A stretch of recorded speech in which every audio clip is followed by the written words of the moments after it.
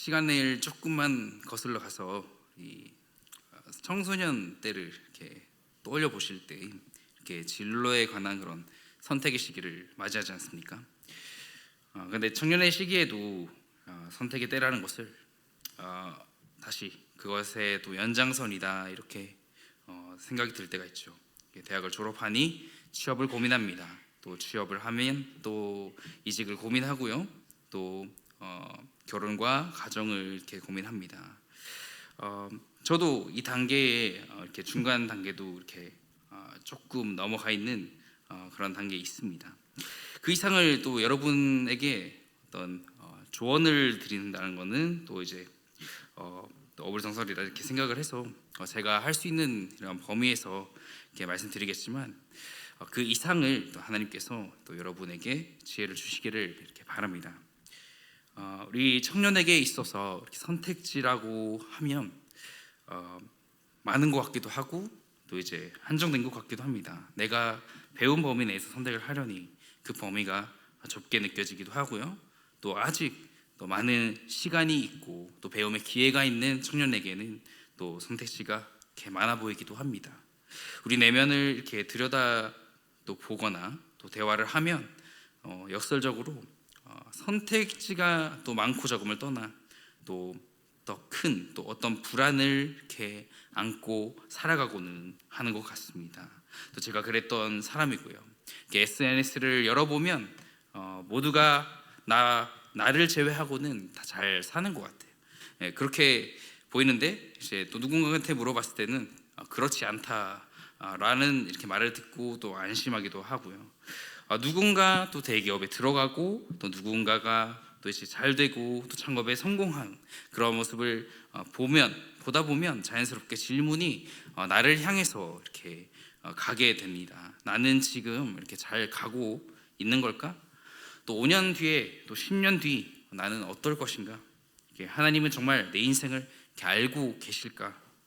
많은 저뿐만 아니라 많은 이렇게 청년들이 하나님을 믿지만 또 미래는 여전히 이렇게 두려워하죠. 그것이 이상한 것은 아닙니다. 인간이기에 또 연약하기에 그런 것이지요. 그런 우리에게 오늘 말씀이 이렇게 선언으로 시작을 하고 있습니다. 나는 알파와 오메가라. 여기서 일반적으로 이게 우리 보통 사람에게 실질적인 이렇게 해답지라고 와닿지는 않을지 몰라요. 그러나 제가 이 자리에서 여러분 믿으시지요? 라고 하면 이렇게 또 다음 설교가 이어지기 위해서 이렇게 아멘 혹은 또 믿는다라고 답하는 정도로 이렇게 한정되기가 쉽다는 것입니다.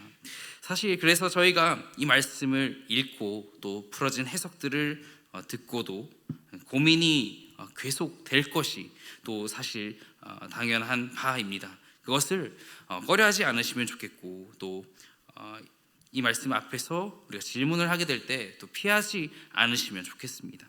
각자 가지고 있는 그런 문제와 또 고민 가운데서 그것을 덮어두고 또 밀어내다 보면은 또 그게 또 쌓여서 또 불어나서 그것이 이제 내면에서 터지게 되는 것이죠. 영적인 면에서 그래서 저희가 말씀 앞에 직면을 하고 또 서로가 또 이후에 또 나누면서 또 질문하고 또 답을 찾아가는 그런 시간이 이어지면 좋겠습니다.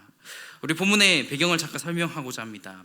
우선 하나님께서 이 말씀의 선언으로 미래의 어떤 정보를 주시는 것보다는 또 미래의 주인이 누구신지를 먼저 이렇게 보여주시게 됩니다. 먼저 본문의 배경을 보면 이렇습니다. 우리 사진을 순차적으로 이렇게 띄워주시면 좋겠는데요. 출력 지도가 이렇게 보이시죠? 먼저 지도에 말씀 기록된 배경 중 이렇게 지리적인 전체 부분이 나타나게 되는데, 저렇게 보니까 이렇게 세상의 한 가운데 있는 것 같은데, 바로 확대를 해보니까 이렇게 중동 지역과 또 이제 그 왼쪽으로 보게 되면 이제 유럽 지역 이렇게 보이게 됩니다. 좀 확대를 하니까 한 번 더 이렇게 확대를 해보시면 이제 오늘 요한이 유배되었던 그 섬의 외형이 이렇게 나타나게 됩니다. 바로 반모섬이라는 섬입니다. 이렇게 페머스라고 불리는 것이죠. 누가 봐도 이렇게 여러분 보았을 때 이렇게 지도를 점차적으로 확대해서 보니까 여기 유배지입니다라고 써 있지 않습니까? 네, 정말 외딴 섬입니다. 요한계시록이 이 사도 요한이 이렇게 반모 섬에 이렇게 유배된 상태에서 기록하였는데요. 당시 이렇게 교회가 로마의 식민지고 또 로마 제국의 박해를 받고 있었던 그런 상황입니다. 나라가 그랬고 그 가운데 이제 교회가 또 믿음을 지키려고 살아가다 보니 그 박해를 받고 있었던 것입니다. 사회적으로 저희에게 체감이 강하게 되는 편은 아닙니다만 또 저희로 적용하니까 또 일제 강점기가 있고요. 또 다른 나라들을 보면 인도 같은 나라가 또 영국의 식민지였죠. 그런 부분에서 이들의 현실이 이렇게 잔혹하고 콜로세움을 아시죠? 그런 검투장에 이렇게 초대교회 그리스도인들이 끔찍한 이런 죽음을 맞이하는 일들을 역사를 통해 볼 수 있습니다. 예수님을 믿는다는 이유로 교회의 공동체라는 이유로 그런 비인간적인 죽음이 기다리고 있다면 여러분은 그 믿음을 지킬 수 있겠습니까? 사자의 밥이 되고 또 십자가 차명을 거꾸로 당하고 또 참수형으로 순교하는 그런 냉혹한 현실 앞에 성도들도 이 당시의 성도들도 질문했습니다. 정말 하나님께서 통치하시는가? 정말 내 삶을 이끌고 계시는가? 왜 악이 승리하는 것 같은가? 우리는 앞으로 어떻게 되는가라고요. 그 상황 가운데서 하나님께서 미래에 벌어지는 사건보다 먼저 이렇게 하나님 그 자신을 보여주십니다. 나는 알파와 오메가다라고요. 오늘 말씀 또 이제 요한계시록의 핵심은 종말 예측이 아니에요. 종말의 주인이 누구신가를 보여주는 그러한 책인 것이죠. 이 일로 인해서 우리가 멸망하는 것이 아니라 그것이 설령 육신의 죽음이라 할지라도 삼킬 수 없다라는 그런 표현의 기록이 되는 것이죠. 오늘 이 말씀 한 구절이 인간의 한계로 그 이상 표현하기 어렵겠지만 그만큼 하나님께서는 모든 것에서 초월하시고 또 시간에 국한되지 않으시는 분이십니다. 우리 알파와 오메가라고 했었는데요. 알파는 헬라어의 그 첫 글자이고 또 오메가라는 글자는 마지막 글자입니다. 이 그림을 보실 때 왼쪽부터 알파와 오메가입니다. 즉 하나님은 무엇입니까? 시작과 끝이 되시는 분이십니다. 이제도 있고 현재도 계시고 전에도 있었고 또 장차 올 자, 이는 하나님의 영원하심을 의미합니다. 우리 영원하심이라는 단어를 보게 될 때 우리 전능한 자, 판토크라토르라는 단어를 보기 원합니다. 전능한 자, 또 모든 것을 붙들고 다스리는 절대 주권자라는 뜻입니다. 모든 것을 붙들고 다스리는 절대 주권자. 그래서 여러분 가운데 또 고민이나 또 미래에 대한 두려움이 단번에 없어지지는 않아요. 여전히 존재하는 고민과 두려움 가운데서도 먼저 우리가 해야 할 것은 이것입니다. 바로 하나님의 이 존재를 떠올리는 것입니다. 무엇이라고요? 하나님의 존재를 떠올리는 것입니다. 이것이 첫 번째 발걸음이 될 것입니다. 먼저 첫째로 하나님께서 여러분에게 어떤 하나님이신가요? 우리가 말씀을 읽는 대신에 우리 대지의 말씀을 1번부터 이렇게 4번까지 있는데요. 1번을 먼저 같이 읽어보겠습니다. 시작. 미래를 모르는 청년에게 하나님은 알파와 오메가가 되신다. 하나님께서 이렇게 자신의 능력을 먼저 소개하지 않으시죠. 먼저 자신의 존재를 소개하십니다.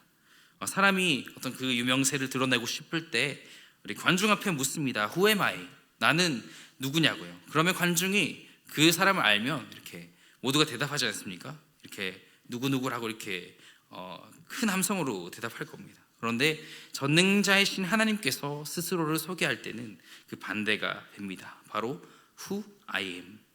의문의 여지가 없는 표현인 것입니다. 출애굽기 3장 14절에 보게 되면 하나님께서 모세에게 자신을 드러내시면서 직접 이렇게 계시하신 유명한 영어 문장이 있습니다. 바로 제가 아까 말했던 I am who I am 이라는 단어입니다.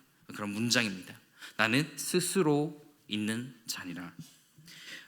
미래에 대한 답이 왜냐하면 미래에 대한 답은 사건이 아니라 하나님 자신에게 있기 때문입니다. 이 역사의 시작 그리고 끝을 아시는 분이 정말 계획하시고 모든 것을 주관하고 계신다라는 것이죠. 그래서 하물며 우리의 진로를 고민하지만 하나님께서는 여러분 인생 전체를 이렇게 보고 계십니다. 이것을 우리가 기억하시면 좋겠어요. 우리는 오늘을 보는데 하나님께서는 영원을 보신다는 거예요.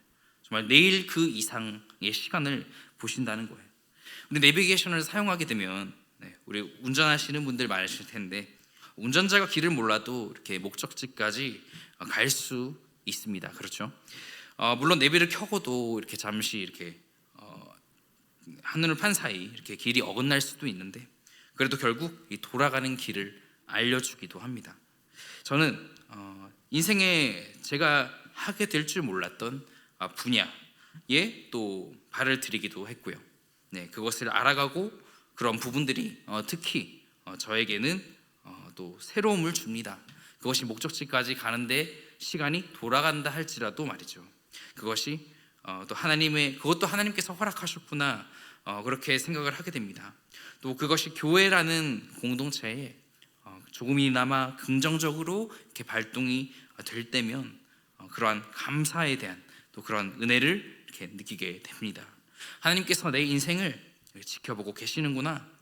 또 내 인생을 그냥 두지 않으시고 어느 부분에 이렇게 놔두시고 또 사용하시는구나.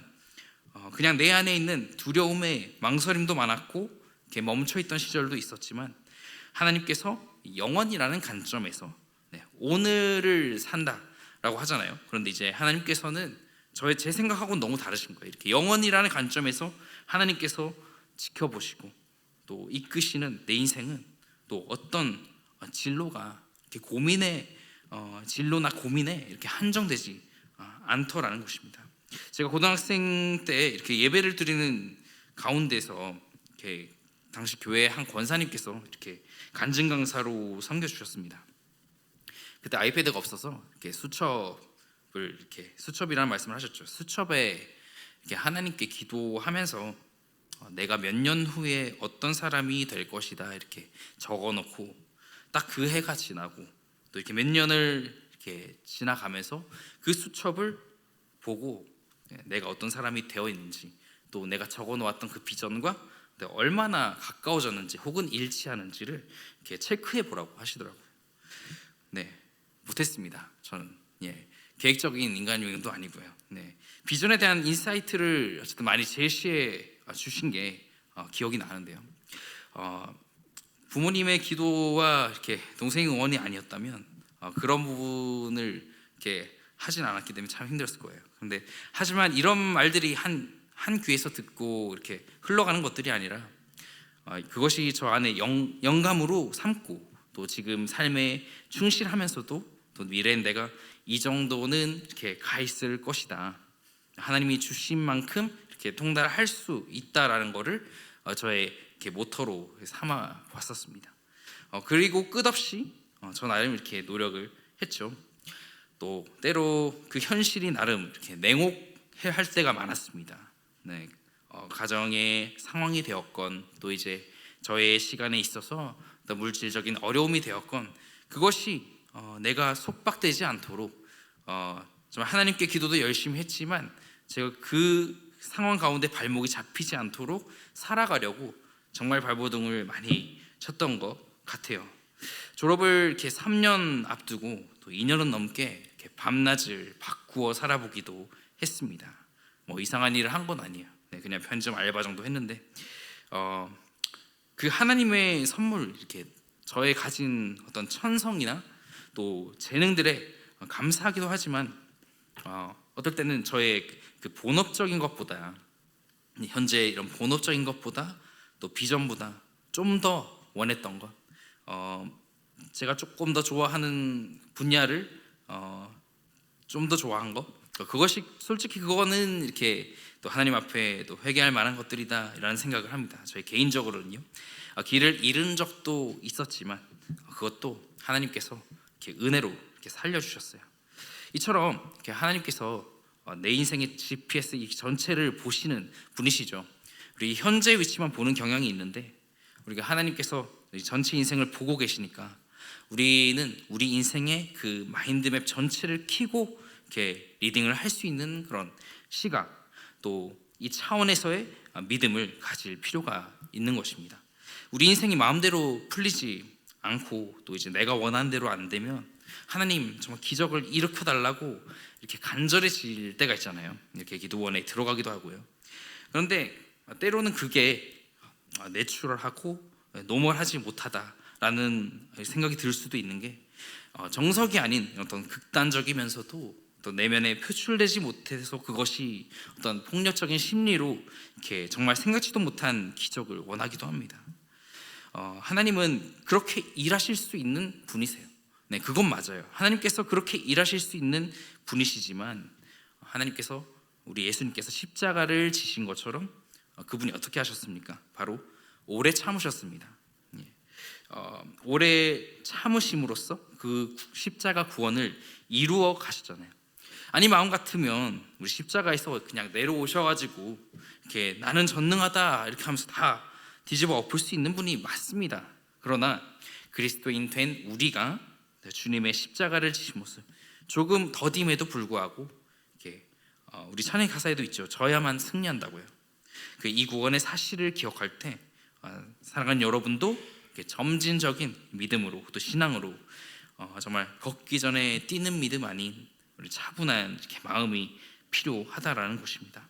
이 내 삶의 현재라는 이 조각을 모으고 그 퍼즐을 이렇게 맞추어 나가되 그 완성을 몰라요. 그 완성을 스스로가 모르시지만 오직 우리 미래를 아시는 그 하나님을 신뢰하시기를 바랍니다. 저와 환경이 다른 분들도 있습니다. 그러나 이 신뢰하는 믿음을 가지고 이 퍼즐을 맞추다 보면 그 윤곽이 드러나고 결국 선명해질 것입니다. 우리 두 번째 우리가 같이 한번 읽어보겠습니다. 2번 시작. 시간 속에 사는 우리는 흔들리지만 하나님은 변하지 않으신다. 이 사실을 믿으시죠? 우리의 삶이 때로 과거의 상처, 또 이제 현재에 닥친 문제, 또 미래의 그 불안 사이에서 흔들릴 때가 있습니다. 그러나 하나님께서 그 존재하시고 그 시간의 흐름에 영향을 받지 않으시는 분임을 우리가 기억할 때 하나님께서 영원하시다라는 것은 단순히 오래 사신다는 뜻이 아니고요, 그 시간 자체를 초월해서 존재하신다는 그러한 의미입니다.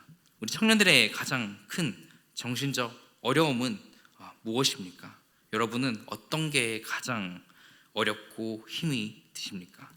무엇보다 미래의 불확실함이 그러한 대표적일 것입니다. 그러나 하나님께서는 이미 우리가 걱정하는 그 내일 가운데도 계시는 분이십니다. 성경 가운데는 이렇게 환경은 계속 바뀌는데 하나님이 변하지 않으시고 함께 하신다는 사실을 이렇게 보여주는 인물이 있습니다. 바로 야곱의 11번째 아들인 요셉의 이야기입니다. 요셉은 아버지의 사랑을 받는 아들이었습니다. 그런데 어느 날 형들의 손에 팔려서 갑자기 노예가 되죠. 노예 생활을 하다가 감옥에 갇혔습니다. 감옥에 있던 사람이 결국 바로의 꿈을 해석함으로써 애굽의 총리가 되었습니다. 우리 상황을 보니까 어떻습니까? 계속 그 상황이 바뀌죠. 같은 환경에 몇십 년을 있었던 게 아니에요. 한번 어떨 때는 정말 충격적인 사건이죠. 자신이 노예로 팔려가다니요. 또한 이제 적응을 할 만한데 누명을 써서 감옥에 들어가다니요. 그 죄수가 된 상황 가운데서 우리 인간적인 시각으로 봤을 때 그 애굽이라는 그 정치적 상황을 보게 됐을 때 술 맡은 관원장과 이렇게 음식 맡은 관원장이 이렇게 감옥에 들어오게 됩니다. 그것을 이제 요셉이 이렇게 꿈을 해석하게 되었죠.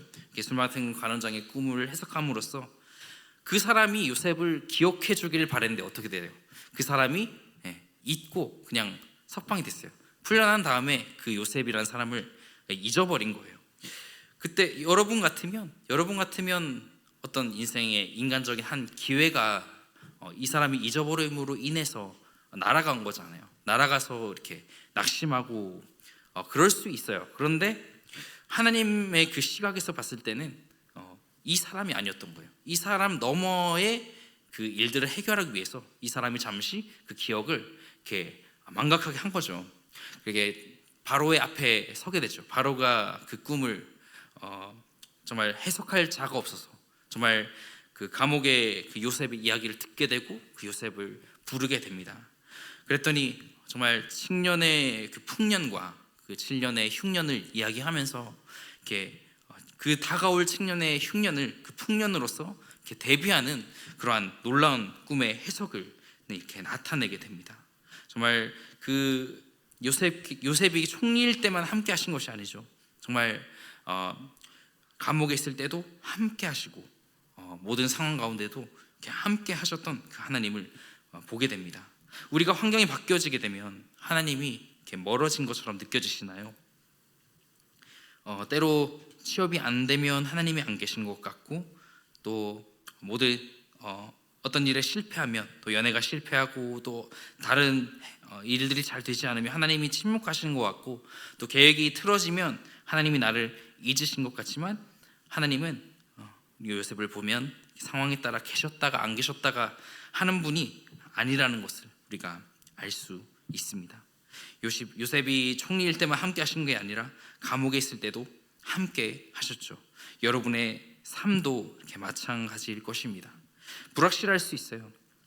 정말 불확실하면 그게 하루하루는 반복되는데 변하지 않는 현실이 있고, 또 당장 다가오지 않는 그런 비전의 명확하지 않음이 우리의 밤잠을 설쳐되게 만들 정도입니다.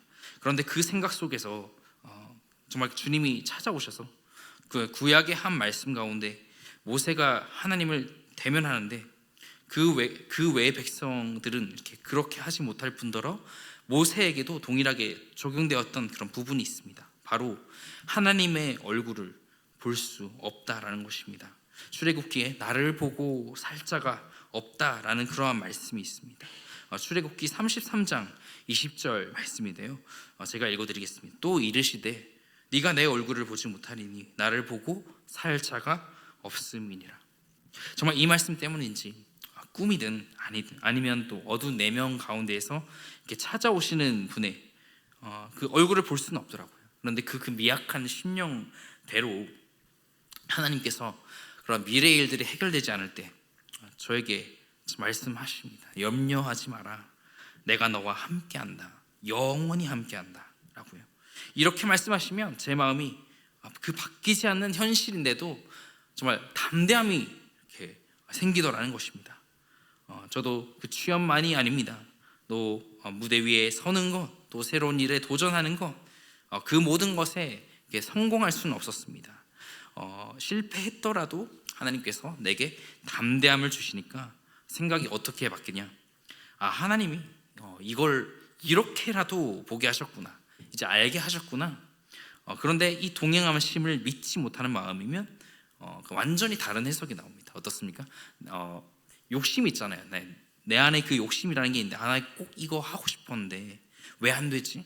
그냥 그 생각에 이렇게 빠졌다가 한참 뒤에 돌아오고는 했었죠. 내일이 불안한 이유, 그것은 하나님이 안 계심 때문이 아니에요. 하나님이 나와 함께하지 않아서가 아니라 내가 하나님을 잊고 살아서는 아닐까요? 우리 세 번째 같이 읽어보겠습니다. 우리 3번입니다. 전능하신 하나님은 내 문제보다 크신 분이다. 네, 하나님은 앞서 우리 모든 말씀을 통틀어서 하나님은 그 자신을 전능한 자라고 소개하십니다. 우리 다시 한번 우리 말씀을 띄워주시면요, 제가 파란색 이렇게 표시를 해놓았습니다. 장차 올 자요 전능한 자라 하시더라. 다시 한번 같이 읽겠습니다. 주 하나님이 이르시되 나는 알파와 오메가라. 이제도 있고 전에도 있었고 장차 올 자요 전능한 자라 하시더라. 우리가 이 단어를 너무 많이 들었어요. 그래서 우리 마음 가운데 감각이 때로 이렇게 무뎌져 있을 때가 있어요. 전능하신 하나님, 어릴 때부터 듣던 말이죠. 네, 그런데 한번 이렇게 생각해 보시면 이 말씀이 기록된 그 당시 초대교회 성도들에게 이 말은 지금 우리의 들리는 그 느낌과 전혀 달랐을 것입니다. 그들에게는 로마 황제가 전능해 보였어요. 또 로마의 군대가 전능해 보였어요.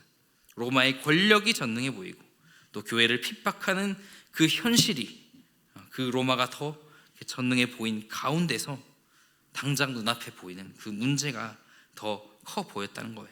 그런데 하나님께서 말씀하십니다. 아니다. 진짜 왕은 나다. 진짜 통치자는 나다. 진짜 역사를 움직이는 사람은 나다. 사랑하는 여러분, 오늘 우리의 로마 황제는 무엇입니까? 누군가에게는 취업일 수 있습니다. 또 누군가에게는 건강 문제일 수 있습니다.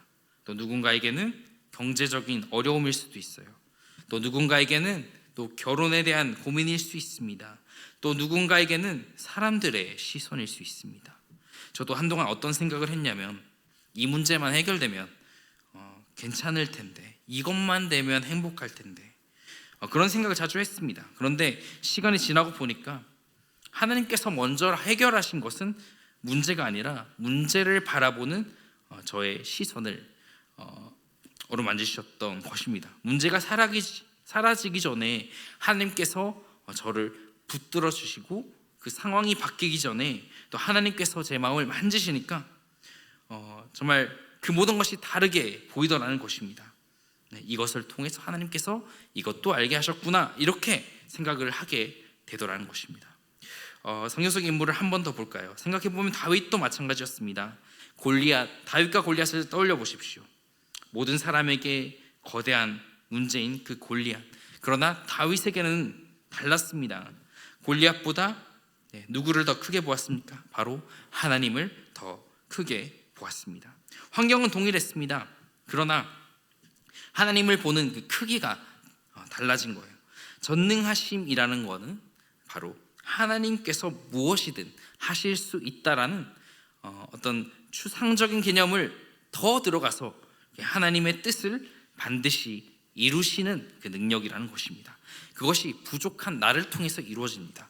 또 부족한 우리를 생각해 볼 때, 나 자신을 생각해 볼 때 부족한 것이 있잖아요. 그것을 통해서 하나님께서 이루실 때 그것이 얼마나 놀라운 것인가요? 그러므로 믿음은 문제가 냉혹한 현실이 작아지는 것이 아닙니다. 그 현실이 계속되는데 답답하죠. 그런데 하나님께서 더 크게 보이는 것입니다. 우리가 정말 기도해야 하는 것은 하나님, 문제를 없애주세요. 이것만이 아니라 하나님, 제 눈을 열어주셔서 문제보다 크신 하나님을 보게 해주세요 라는 그러한 기도를 할 수 있어야겠습니다. 하나님은 우리가 두려워하는 그 문제보다 훨씬 크신 분이시기 때문이죠. 우리 마지막 4번입니다. 같이 읽어보겠습니다. 알파와 오메가이신 하나님은 결국 모든 것을 완성하신다. 요한계시록을 보면 흥미로운 점이 있습니다. 우리 1장에서 하나님은 자신을 알파와 오메가라고 소개하십니다. 그리고 마지막 22장에도 동일하게 이렇게 말씀하십니다. 마치 성경 전체를 괄호처럼 이렇게 감싸는 선언인 것이죠. 왜 그럴까요? 하나님은 시작만 하시는 분이 아니기 때문입니다. 완성하시는 분이시기 때문이에요. 우리 시작을 이렇게 잘 하잖아요. 올해도 새해가 이렇게 밝았었고 또 계획도 많이 세우셨어요. 유튜브에 많이 이렇게 나오는 이렇게 연예인 조나단이 이렇게 생각나게 되는데요. 그 조나단의 여동생 이렇게 패트리샤가 있습니다. 이렇게 헬스장에 등록했다니까 오빠가 뭐라고 합니까? 뭐 요즘도 기부해 하지 않습니까? 우리가 시작을 잘하지만 이렇게 끝마무리나 또 이제 그것을 잘 붙들고 있기 이렇게 어려운데 우리 믿음 생활도 그래요. 처음 은혜 받았을 때 참 뜨겁고 또 시간이 지나면서 정말 식어가는 일반적인 그 루트를 보게 됩니다. 문제는 그것이 문제가 아니에요. 그것 자체가 문제가 아니라 어떤 사람이 은혜를 받고 뜨거워졌는데 그것을 보고 저거 잠깐이야 라고 말하는 그런 프레임이에요. 우리가 그럼에도 계속해서 하나님의 은혜를 찾아야 하고 우리가 발견해야겠죠. 미완성이라도 괜찮습니다. 하나님은 공사 중인 우리 인생을 포기하지 않으세요. 특별히 청년 시절이 이렇게 완성보다 과정이 이렇게 많은 시기지 않습니까? 불안합니다. 흔들리고 또 실패도 경험합니다. 그런데 하나님께서는 그 모든 과정에서 일하고 계십니다. 그것을 믿으시기 바랍니다. 여러분을 향한 그 하나님의 계획은 지금도 진행 중입니다. 빌립보서 1장 6절 말씀인데요, 같이 한번 읽어봤으면 좋겠습니다. 같이 읽을게요. 너희 안에서 착한 일을 시작하시니가 그리스도 예수의 날까지 이루실 줄을 우리는 확신하노라. 아멘. 여러분이 붙드는 믿음보다 하나님께서 붙드시는 그 손이 더 강합니다. 여러분의 결심보다 하나님의 신실하심이 더 확실합니다. 그래서 우리는 넘어져도 다시 일어설 수 있는 것이죠. 실패해도 다시 시작할 수 있습니다.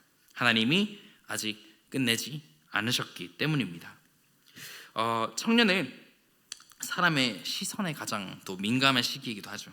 남보다 늦어지는 것 같고 또 비교 속에서 뒤처지는 것 같고 또 미래가 불안해 보입니다. 한 저서를 소개하려고 합니다. 존 찰스 라일의 하나님의 청년에게 라는 저서입니다. 우리 이미지를 잠깐 띄워주시면요, 그는 하나님의 시선보다 우리 사람의 평가를 더 중요하게 여기지 말라고 이렇게 권면합니다. 청년들에게 있어서 가장 위험한 유혹 중 하나가 사람을 두려워하는 것이라고 이렇게 말했기 때문이죠. 이 저서를 보게 되면요, 네, 이제 괜찮습니다. 이제 이 저서를 보게 되면 많은 유혹의 그 유형들이 나와요. 정말 이 저서를 보게 되면 매우 내용이 많아요. 그래서 여러분 가운데 마음의 준비가 되셨다면 왜 그대는 아니라고 생각하는가? 라는 그 질문에서 시작하는 이 저서를 꼭 이렇게 읽어보시기 바랍니다. 하나님의 시선보다 사람의 평가를 더 중요하게 여기지 말라고 권면하고 있는데, 왜냐하면 사람은 그 인생의 한 장면만 보는데 하나님은 그 시작과 끝을 모두 보시는 분이시기 때문이죠. 여러분 미래를 알고 싶으시죠? 또 앞으로 어떤 일이 일어날지, 또 어떤 사람과 또 결혼하고 살아가게 될지, 가정을 꾸리게 될지, 어떤 직장을 가지게 될지, 또 직장을 다니고 있다면 또 어떠한 또 비전으로 계속해서 나아갈지 말이죠. 하나님께서 내 삶을 어떻게 인도하실지 궁금합니다. 저도 알 수만 있다면 알고 싶고, 또 여러분의 어떤 미래를 알고 있다면 알려주고 싶지만 그러면 직업을 바꿔야겠죠. 정말 예배 가운데 또 교회 가운데 우리가 알아야 할 것은 하나님의 말씀을 읽고 또 하나님 앞에 나의 비전을 인도해 달라고 그렇게 기도하는 것이 되어야 하겠죠. 하나님께서 모든 답을 설명하시기보다 먼저 자신을 보여주시며 나는 알파와 오메가라. 여러분의 인생은 결코 우연히 시작된 것이 아닙니다. 그리고 우연히 끝나지도 않을 것입니다. 하나님께서 시작하셨고 하나님께서 완성하실 것입니다. 그러므로 너무 조급해하지 마십시오. 남들과 비교하면서 자신을 깎아내리지 마십시오. 저에게도 하는 말씀이에요. 하나님께서 지금 당장 결과가 보이지 않는다고 해서 하나님이 일하지 않으신다 생각하지 마십시오. 하나님은 지금도 여러분의 삶 가운데 일하고 계십니다. 또 그러나 동시에 우리가 한 가지 경각심을 가져야 할 것은 하나님이 내 미래를 책임지신다는 말이 오늘을 대충 살아가거나 방치해서는 안 된다는 의미이기도 합니다. 오히려 하나님께서 내 인생을 붙들고 계시기 때문에 우리가 더 신실하게 살아가야 합니다. 많은 청년들이 이렇게 미래를 걱정하면서도 정작 오늘 하나님과의 관계, 하나님과의 그 친밀함을 뒤로 미룰 때가 많습니다. 하나님 나라를 꿈꾸면서도 우리의 말씀과 기도는 나중으로 미룰 때가 많습니다. 이것을 회개합니다. 언젠가 하나님을 잘 섬기겠다고 말하지만 정작 오늘은 세상의 마음을 빼앗긴 채 살아갑니다. 사탄이 좋아하는 것은 여러분이 망가지는 것을 좋아하겠죠. 여러분 어떤 정말 그 눈에 띄게 나타나는 어떤 타락적인 것 요소보다 오늘의 무관심을 더 좋아합니다. 사탄의 계획도 정말 그 빌드업이 정말 체계적이기 때문에 우리가 묻지 않을 수 없는 것, 나는 정말 시작과 끝이 되시는 하나님을, 알파와 오메가 되신 하나님을 신뢰하며 살고 있는가, 우리에게 질문할 수 있겠고요. 내 삶의 가장 중요한 결정들 속에서 하나님이 계신가? 내가 중요한 결정을 했습니다. 하나님께 물으셨습니까? 하나님께서 정말 허락하신 길입니까? 또한 나는 미래의 주인이신 그 하나님을 붙들고 있는가? 아니면 그 미래 자체를 꿈꾸며 그저 나가고 있는가? 사랑하는 청년 여러분, 여러분의 인생에는 아직 펼쳐지지 않은 수많은 페이지가 남아 있습니다. 기쁨의 날도 있을 것입니다. 눈물의 날도 있을 것입니다. 성공의 순간도 있을 것이고 실패의 순간도 있을 겁니다. 그러나 분명한 사실이 하나입니다. 바로 처음과 나중 되시는 하나님께서 여러분보다 먼저 그 길을 알고 계시고 또 앞서 가셔서 여러분을 기다리고 계실 것입니다. 그래서 여러분, 두려움과 믿음을 두려움보다 우리 믿음을 선택할 수 있기를 바랍니다. 비교보다 순종을 선택할 수 있기를 바랍니다. 조급함보다 신뢰를 선택하십시오. 그리고 무엇보다 미래를 붙드는 것보다 그 미래의 주인이신 예수 그리스도를 붙들고 나가시기 원합니다. 전에도 계시고 지금도 계시고 앞으로도 계실 하나님이시죠. 여러분이 넘어질 때에도 함께 계실 거고, 여러분이 울 때에도 함께 계실 거고, 여러분이 승리할 때에도 또 모든 상황 가운데 영원히 함께 하시는 그 하나님께 여러분의 청년의 때를, 이 청년의 시기를 하나님 앞에 신뢰함으로 맡기시기를 바랍니다. 여러분의 인생이 알파와 오메가 되시는 하나님 안에서, 그 전능자이신 하나님 안에서 가장 아름답게 완성되어지시기를 예수님의 이름으로 축복합니다. 기도하겠습니다.